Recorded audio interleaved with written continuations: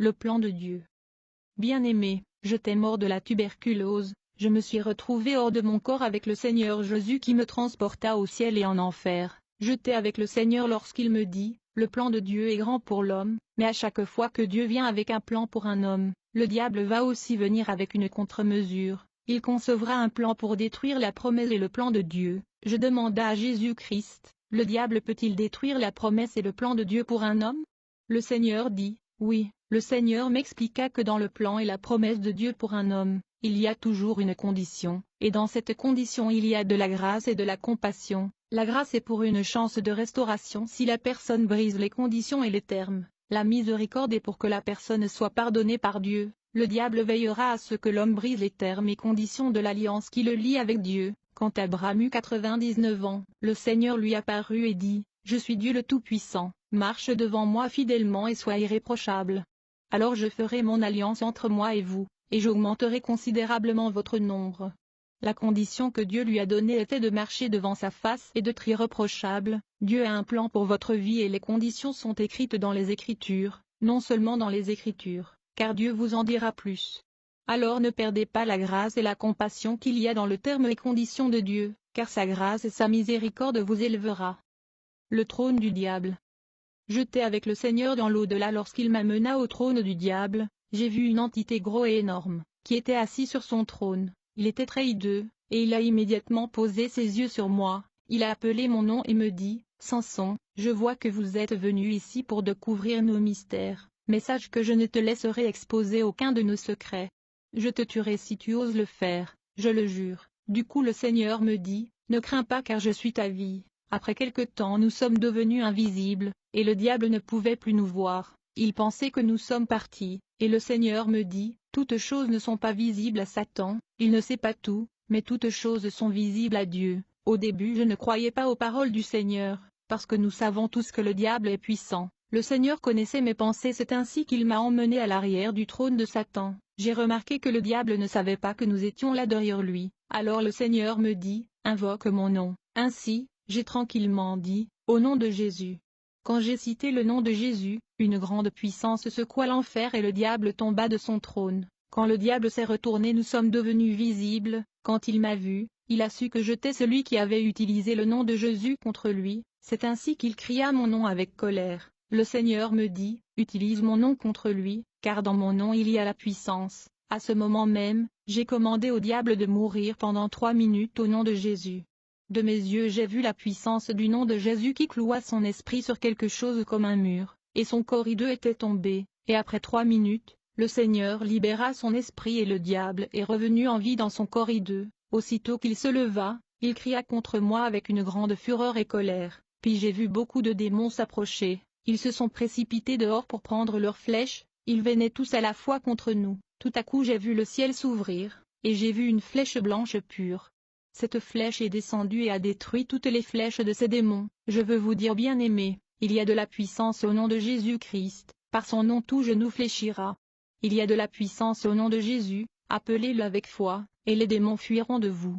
Mais quand vous utilisez le nom de Jésus contre le démon sans repentance avec le péché vous êtes en danger. Ensuite le Seigneur m'a emmené dans une grande salle en enfer. J'ai vu tous les démons enchaînés sur des sièges. Le Seigneur m'a dit qu'ils étaient les anges déchus. Alors j'ai demandé la raison pour laquelle ces anges étaient enchaînés. Le Seigneur me dit, ils sont très puissants, et s'ils sont libérés ils vont précipiter plus des âmes en enfer, mais ils sont vraiment puissants. Puis le Seigneur me dit, ils seront libérés de leur captivité après l'enlèvement pendant la grande tribulation pour troubler la terre et persécuter le peuple pour la marque de la bête. Alors que j'observais ces anges enchaînés dans ce prison, un de ces anges déchus appela mon nom et me dit, « Samson, le Seigneur t'a montré beaucoup de secrets, et tu as un bon témoignage, mais si je te rencontre sur la terre durant la grande tribulation, je veux te tuer. » Cet ange dans le chêne proférait de menaces contre moi. Quand nous avons quitté ce prison et nous étions en cours de route en chemin, j'ai remarqué que quelque chose me tenait sur mon vêtement. Quand j'ai regardé en arrière,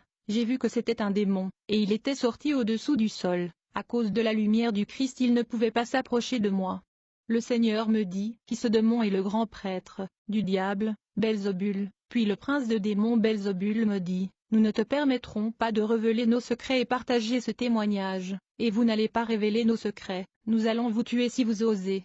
Aussitôt le Seigneur me dit, commande-lui. Immédiatement j'ai pris autorité et j'ai ordonné au prince de démons Belzébul de tomber au nom de Jésus. Juste à ce moment un grand vent le terrassa au sol. Ensuite le Seigneur me montra le démon d'entêtement dans ce royaume de l'enfer. À vrai dire ce démon tirait des flèches maléfiques contre nous, mais le Seigneur lui renvoyait ses flèches, à la suite de quoi le démon s'était enfui. Tant que le Seigneur me tenait la main, sa présence enlevait ma peur, et il n'y avait pas de chagrin à propos de ce que je voyais, frères et sœurs.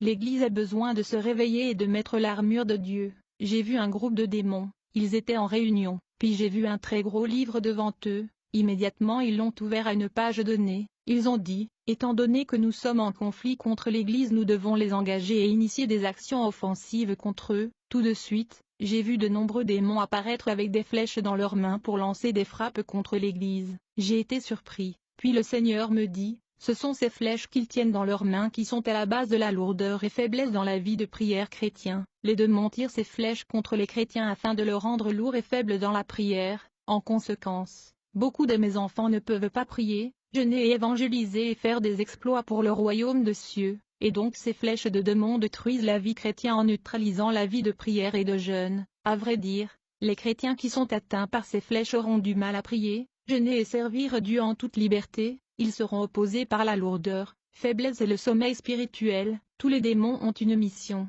Leur mission consistait d'amener les habitants de la terre en enfer. L'Église a besoin de se réveiller. Nous devons prier contre les forces invisibles qui planifient les attaques offensives contre l'Église afin de l'alourdir. Dans ce rassemblement de démons dans le monde de l'obscurité, j'ai vu un démon puissant. Je l'ai vu se transformer et se déguiser en une belle dame. Elle avait l'air d'un bonne dame chrétien habillée de façon modeste. Puis je l'ai vue voyager sur la terre. Elle entra dans une certaine église, dans le but d'attaquer un frère qui avait récemment donné sa vie à Jésus-Christ.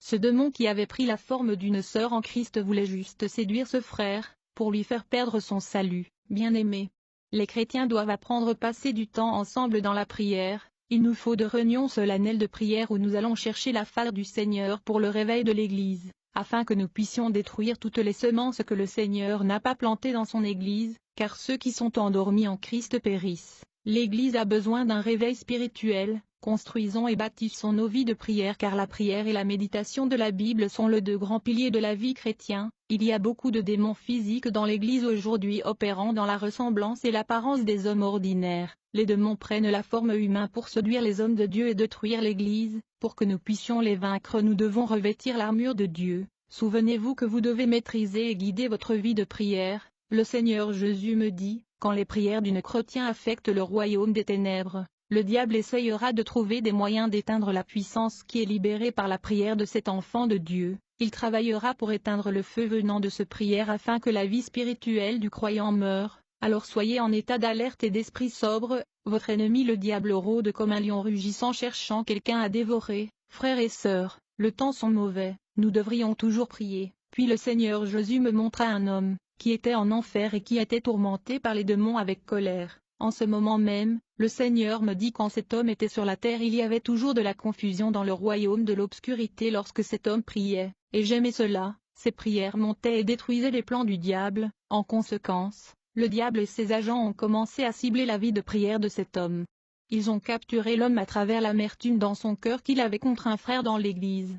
Le Seigneur me dit, je lui ai averti de plusieurs manières sur cela afin qu'il pardonne, mais il refusait de m'écouter. Comme j'ai dit dans les Écritures, aimez vos ennemis et priez pour ceux qui vous persécutent, mais cet homme gardait l'amertume dans son cœur et il refusait de pardonner. Enfin cet homme avait fait un accident et il mourut, il se retrouva dans le feu de l'enfer. Si seulement il pouvait pardonner, Jésus dit, il y a beaucoup de ministres de chorale et des chantres qui ont de l'amertume dans leur cœur contre les frères dans leur assemblée. C'est souvent parce que l'un est plus talentueux que l'autre, à cause de capacités des uns il y a jalousie et amertume dans le cœur des frères et sœurs. Jésus dit, les gens avec cette attitude de jalousie et amertume sont en danger de l'enfer. Ensuite le Seigneur Jésus-Christ me dit, venez.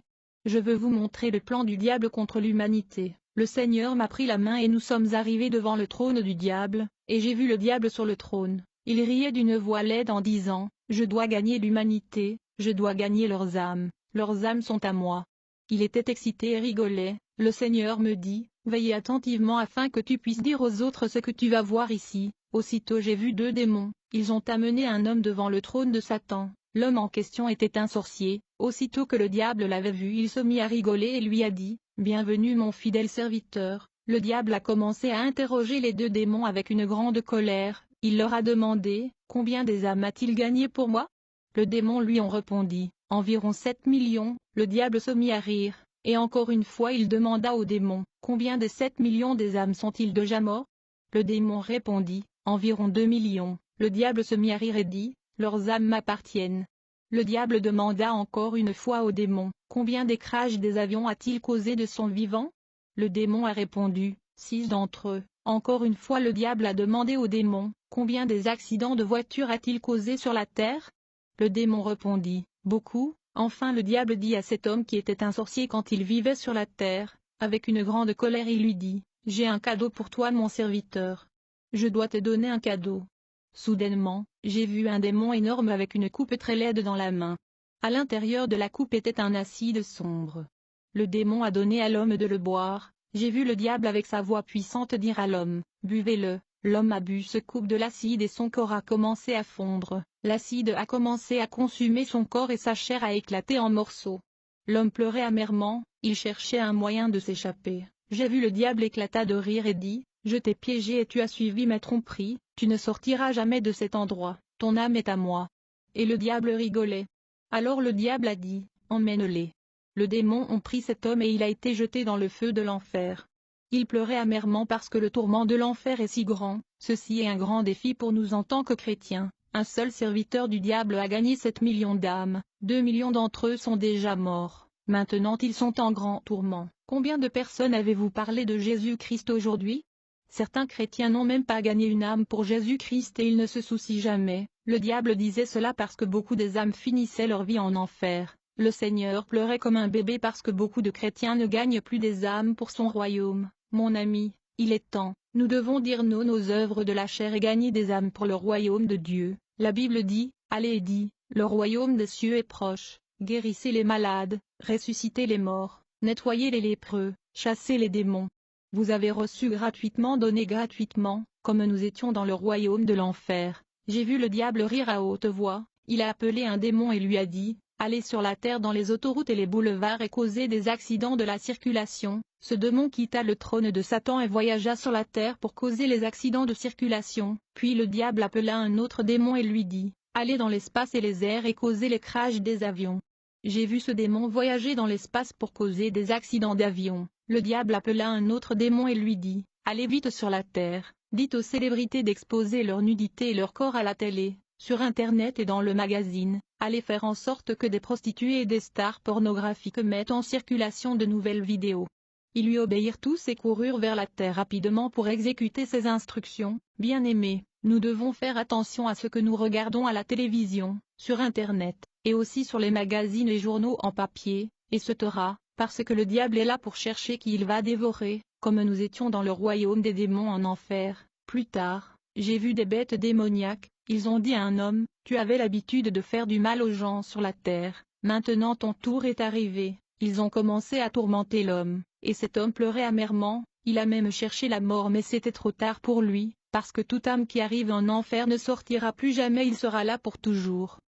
Je me souviens qu'en 2011, j'ai eu une révélation et j'ai vu le diable sur le trône qui disait, qui me séparera de ma gloire? Qui me séparera de ma gloire? La Bible dit, comme tu es tombé du ciel, ô Lucifer, le fils du matin. Comme tu es fauché par terre, toi qui affaiblissais les nations.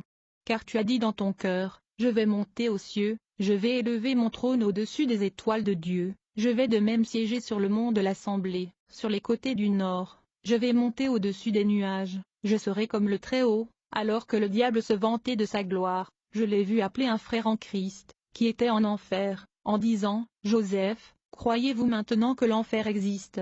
Crois-tu maintenant que mon royaume est réel? Le démon tourmentait cet homme furieusement. Le Seigneur me montra l'histoire de la vie de ce frère qui était dans le feu. Il n'a jamais cru que le feu de l'enfer existait, et il a aussi enseigné à ses compagnons que le feu de l'enfer n'était pas réel. Il leur enseignait que l'homme n'avait besoin que de bénédiction. Il leur a dit que l'enfer n'était pas réel. Il disait, Une fois que l'homme meurt, il meurt pour toujours et son âme n'irait nulle part, mais quand il est mort, il se retrouva en enfer. Il pleurait en disant, « Maintenant je crois, s'il vous plaît, sortez-moi. Maintenant je crois. » Le diable lui dit, « Votre âme est à moi.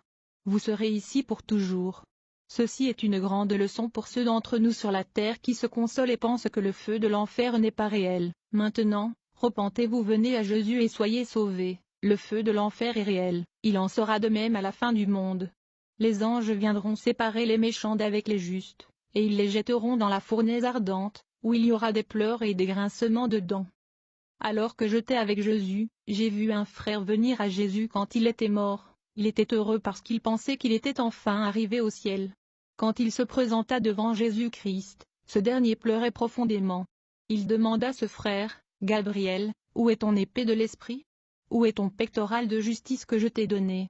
Où est le casque du salut ?» Le frère lui répondit, « Je l'ai laissé chez mon ami, mais s'il te plaît, laisse-moi retourner et le reprendre. » Le Seigneur lui dit, « Il est trop tard, tu es mort et tu ne peux plus retourner sur la terre. Je vous avais prévenu à plusieurs reprises, mais vous ne m'avez jamais écouté. » Le frère pleurait avec un grand chagrin en disant, « S'il vous plaît Seigneur, donne-moi la chance de retourner sur la terre pour réparer mes erreurs. S'il vous plaît Seigneur, s'il vous plaît. » Jésus lui dit, « Je ne vous ai jamais connu, retirez-vous de moi. » Et une grande tempête l'a emporté.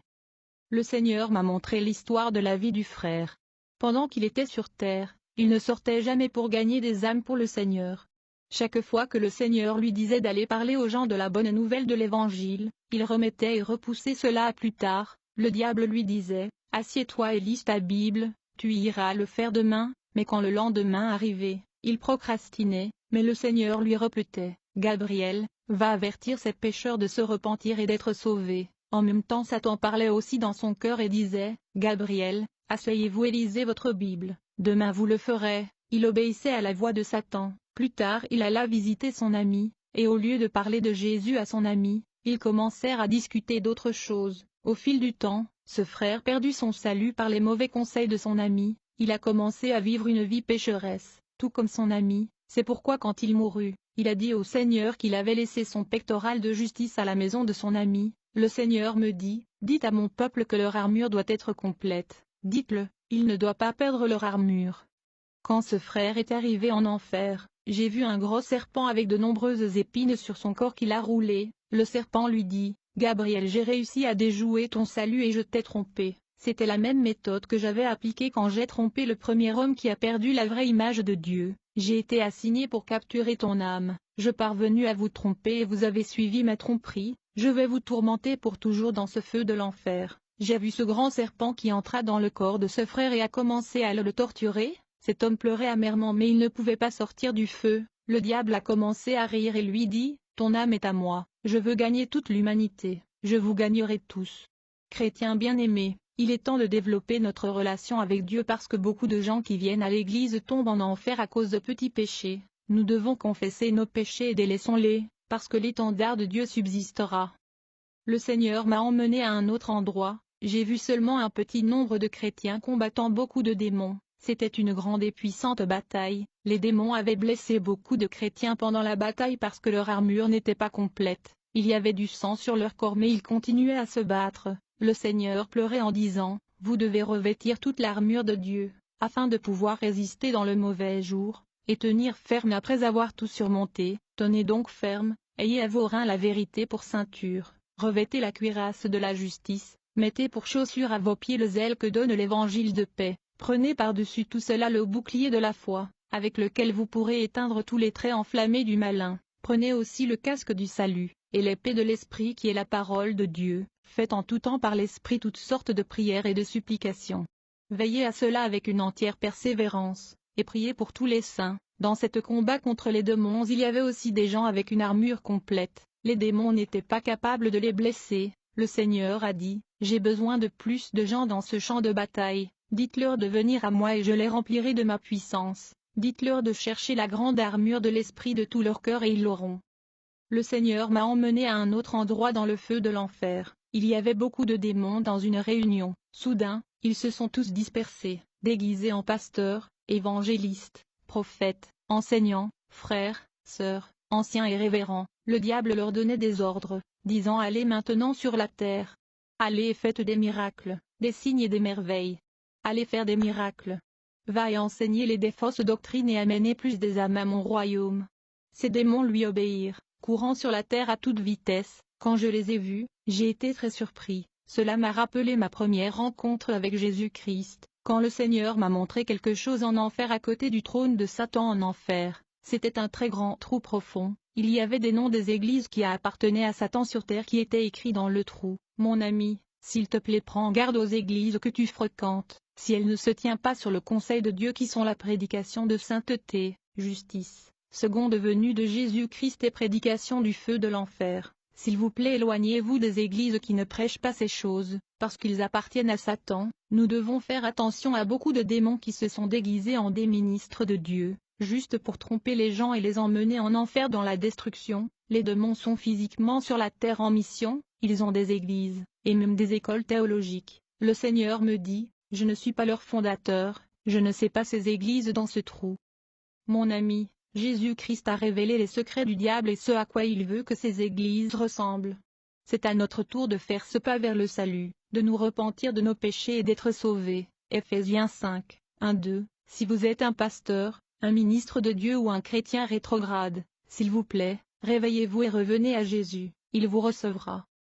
Le Seigneur m'a emmené à un autre endroit dans le feu de l'enfer. J'ai vu comment le diable travaillait contre les chrétiens. Il y avait une onction de l'obscurité dans un très grand trou. Beaucoup de démons allaient vers cet endroit, épuiser l'onction, et je me demandais la signification de ceci. Le Seigneur me dit, mon fils, dis à mon peuple qu'ils doivent prier. Ces démons prenaient cette onction satanique pour l'utiliser contre les chrétiens pendant qu'ils dorment. Ces démons déversaient l'onction démoniaque sur les chrétiens la nuit pendant le sommeil, et quand ils sont en profond sommeil, de telle sorte que quand ils se réveillent le matin, si ces chrétiens avaient failli de vaquer à leur obligation de la prière, cette onction était supposée leur apporter des inclinaisons et tendances charnelles et adamiques. Ils auront de mauvais sentiments et de mauvaises pensées. Par conséquent, ils auront tendance à agir et à se comporter contre mon esprit et ma volonté. Bien-aimés, nous ne sommes pas ignorants des dispositifs du diable. Chaque fois que nous dormons, il y a beaucoup de choses que le diable fait contre nous. La Bible dit, tandis que les hommes dormaient, son ennemi est venu et a semé l'ivraie parmi le blé et étalé son chemin. Le Seigneur me dit, mon fils, regarde cet homme. J'ai vu un homme sur la terre. Pendant qu'il dormait, un démon alla verser l'onction diabolique sur l'homme. Quand cet homme s'est réveillé le matin, il n'a pas prié, juste parce qu'il était en retard au travail. Au lieu de cela, il se précipita hors de sa chambre sur le chemin du travail. C'est ainsi que cette onction satanique commença à se manifester dans sa vie. L'homme commença à avoir des sentiments étranges. Il finit par commettre l'adultère avec des femmes qui étaient membres de l'Église.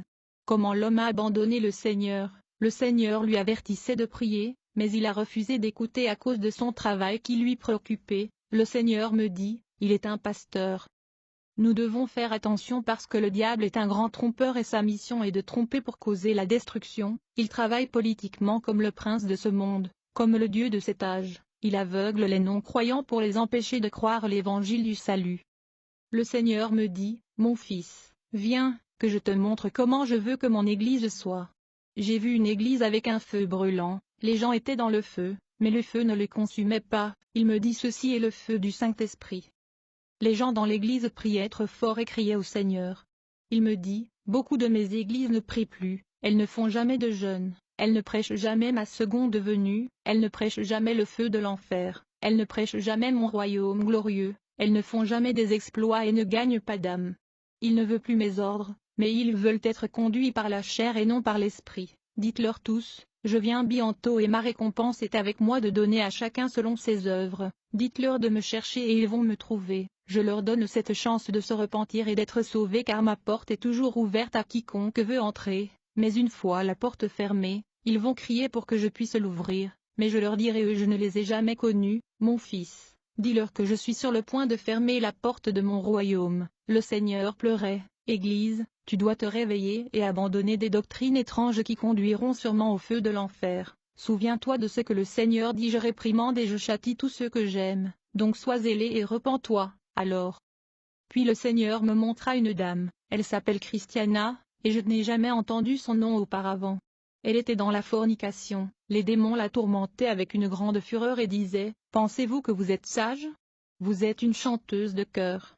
Vous parlez de fausses langues pour que les gens disent que vous avez reçu le Consolateur, mais vous êtes folle et insensée. » Ces démons utilisaient le feu pour la brûler, mais elle ne pouvait pas mourir. Le démon cognait contre sa tête se briserait en morceaux, seulement pour revenir à la condition initiale. Il faut savoir que cette dame était physiquement vivante sur la terre, je veux dire qu'elle n'était pas morte, elle était vivante sur la terre, et pourtant son âme était tourmentée et était attaquée par le démon. En enfer j'ai vu des groupes de gens, ils étaient vivants sur terre mais ils étaient enchaînés. Ce sont les frères et sœurs dans l'église qui commettent la masturbation, le lesbianisme, et l'homosexualité. Ces chrétiens étaient dans une grande douleur spirituellement, les démons versaient de l'acide sur leur corps et ils utilisaient des lances pour les tourmenter. Gardez à l'esprit que ces gens étaient vivants sur la terre, mais parce qu'ils vivaient dans le péché ils étaient soumis aux attaques démoniaques en enfer. J'ai vu de démons se servir de leur queue pour les battre. Le Seigneur m'a dit, ils ont dans leur bouche de la corruption. Dites-les de se repentir, car je jugerai chaque secret ce jour-là. Et donc tous les pécheurs sont dans une grande agonie spirituellement, même les chrétiens qui vivent dans les péchés sont torturés. Repentez-vous et soyez sauvés. Soyez conscients que les démons connaissent la vérité du domaine physique, ils sont bons pour se déguiser et se tromper. Ils ne veulent jamais que vous connaissiez la vérité. Tant que vous le pouvez, acceptez Jésus-Christ dans votre vie, il vous délivrera. Et voici, j'ai vu une chose merveilleuse, j'ai vu beaucoup de gens parmi ceux qui ont été enchaînés en enfer. Leur chaîne s'est brisée et ils ont été libérés. Les démons n'ont pas pu s'approcher d'eux, les gens ont alors disparu de cet endroit. J'ai crié, Alléluia. Ô Seigneur, s'il te plaît, dis-moi le sens. Le Seigneur a dit, celui qui vient vers moi et qui me reçoit comme Seigneur et Sauveur sera libre. Immédiatement ils ont été déliés, et leur apparence a changé en un beauté